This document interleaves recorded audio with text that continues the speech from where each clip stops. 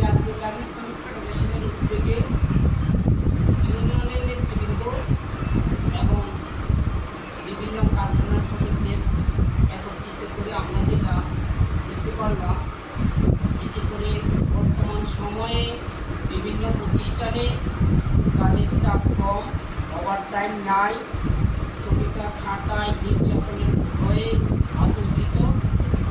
তো আমি সকল শ্রমিকদের দৃষ্টি আকর্ষণ করে বলব যে আতঙ্কিত হওয়ার কিছু নেই। ইনশাআল্লাহ আন্তর্জাতিকভাবে অনেক অর্ডার বাংলাদেশে আছে। খুব কম সময়ের ভিতরেই প্রত্যেকটা প্রতিষ্ঠানেই কাজ শুরু হবে, ওভারটাইম শুরু হবে। আমরা আগের চেয়েও বেশি কাজ বাংলাদেশে আছে। তো এদের আতঙ্কিত হওয়ার কিছু নেই। ইনশাআল্লাহ কারোই চাকরি যাবে না। সাময়িক সমস্যার কারণে মালিকরা হয়তো শ্রমিক ছাঁটাই নির্যাতন করতেছে, এটাও ইনশাআল্লাহ বন্ধ হয়ে যাবে। আপনাদের যে নতুন শ্রম আইন বাস্তবায়নের জন্য সংস্কার কাজ করতেছে, আমরা আশা করতেছি সেটা অক্টোবরের মধ্যে ঘোষণা আসবে। সেই ঘোষণার পরেই আশা করি শ্রমিকরা যে গার্মেন্টস সেক্টর থেকে যে মুখ ফিরে নিতেছে, আশা করি তারা গার্মেন্টস সেক্টরের পুনরায় কাজের জন্য আগ্রহ প্রকাশ করবে। সবাইকে ধন্যবাদ।